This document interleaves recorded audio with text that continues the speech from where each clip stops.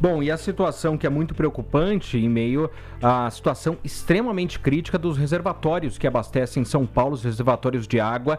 No total, a gente tem nesse momento um quarto de tudo que é possível armazenar. 26,1% da capacidade do sistema de abastecimento de água de São Paulo. É o pior nível desde dezembro de 2015, quando a gente enfrentava a maior crise hídrica dos últimos tempos em São Paulo. Estou olhando aqui, por exemplo, o Cantareira é o maior, é o símbolo, porque foi o que todo mundo acompanhou dia a dia em 2014 e 2015, quando a gente falava em volume morto. Ontem conversamos aqui. No mesmo período de que estamos agora, em 2014, o sistema Cantareira estava no volume morto. Ele aparecia com menos 22% da capacidade total de armazenamento. Está tudo tranquilo agora? Não, a gente está com 20% apenas, sem chuva. Para a gente falar um pouquinho sobre essa situação, a gente está em contato agora com o professor e especialista em engenharia hídrica, o Antônio Giansante. Professor, primeiro, muito obrigado por atender a TMC.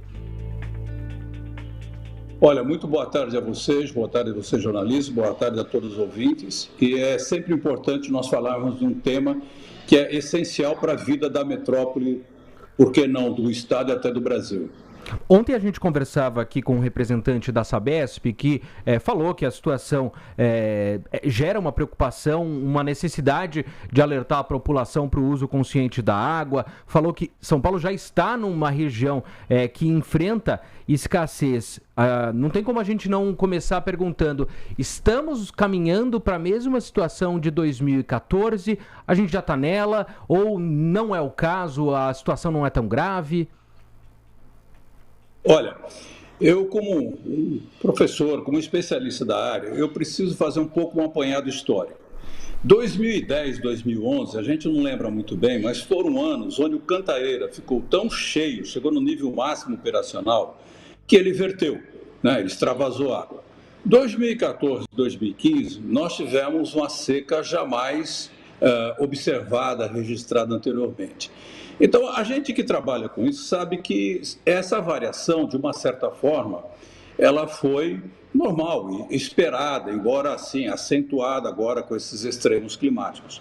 O que preocupa mais agora, que eu vejo que realmente nós precisamos tomar uma série de outras medidas, é que o Cantareira, ele jamais se recuperou nos níveis anteriores que a gente tinha, por exemplo, 2012 e 2013. Se recuperou da crise de 2014 e 2015, mas ele, por exemplo, não voltou a ter 80% do seu volume útil ocupado. Então, isso mostra, inclusive, que a cada ano que passa, o nível do Cantareira, o nível mínimo dele, ele está ficando menor. Isso faz com que a gente tenha que tomar medidas de precaução. Eu acho que já tem uns estados, antes a gente não tinha esses estados de alerta críticos baseados em portarias e leis, agora já tem, mas isso faz com que a gente precise ser cada vez mais ousado na questão da água, do recurso hídrico aqui em São Paulo. O que eu quero dizer com isso? Que a gente precisa ter um uso cada vez mais eficiente da água. O combate às perdas precisa ser permanente. A questão de proteção aos mananciais, se está chovendo menos, comprovadamente está chovendo menos, e isso é preocupante, tendo em vista a série histórica que a gente observa.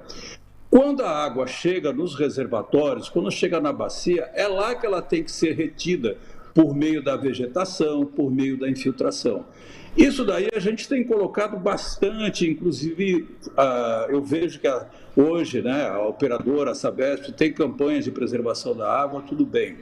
Mas tendo em vista essas incertezas que nós não temos condições, a gente não domina o clima, a gente não consegue fazer chover no Cantareira, essas chuvas intensas de São Paulo, não consegue fazer com que ela caia só no Cantareira, a gente não consegue. Então é o seguinte, nós temos que atuar onde nós temos controle. Eu tive a oportunidade de visitar, por exemplo, Israel conseguiu essa segurança hídrica por meio da dessalinização. Tive a oportunidade de conhecer a Califórnia também, que tem um grande programa de reuso da água.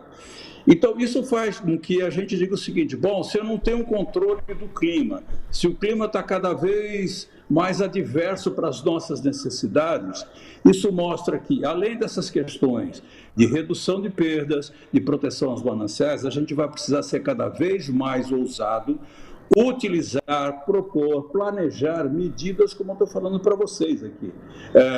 Reutilização de água, dessalinização, são tecnologias, são práticas já consagradas no nosso país, que a gente vai ter que considerar cada vez mais dentro do nosso horizonte, tendo em vista essa incerteza climática. Então, sim, é uma situação que eu considero cada vez mais preocupante, porque o Cantareira, passados 10 anos da crise hídrica, ele não voltou a ter todo aquele volume útil, que nós chamamos tecnicamente, que ele já tinha. Eu vejo assim, dessa forma, tá?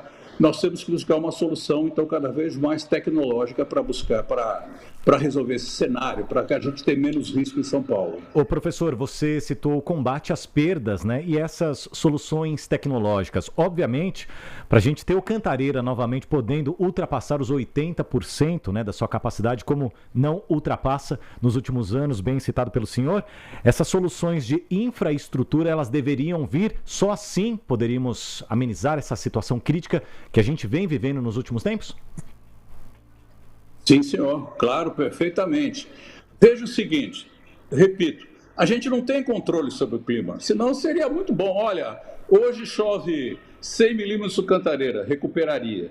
Nós não temos isso. Onde que a gente tem um controle? Nós temos um controle na tecnologia, na infraestrutura, na redução de perdas. São Paulo cresceu de uma forma muito rápida e muitas vezes as redes não têm o traçado que a gente gostaria que tivesse.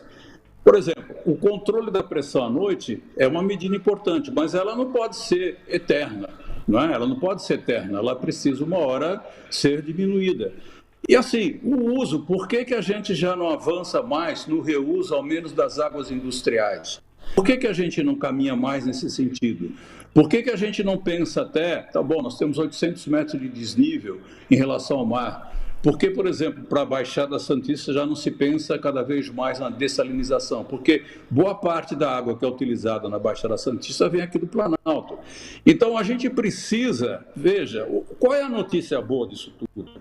A tecnologia a gente tem mundialmente. Ela é reconhecida, ela é segura, repito, Israel, Califórnia, conseguiram ter uma estabilidade hídrica por meio da tecnologia. Nós vamos ter que avançar nesse sentido, sim. Cada vez mais controle de perdas, cada vez mais pensando na possibilidade de reuso de água, de dessalinização e vai por aí.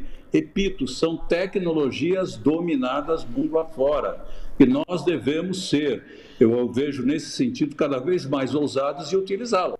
Por que não? Tá certo, então a gente agradece demais a participação do professor Antônio Eduardo Giansante, professor especialista em engenharia hídrica, nos atendendo aqui no Paulista TMC segunda edição, desejando boas festas e boas chuvas no Cantareira, se possível, né, professor?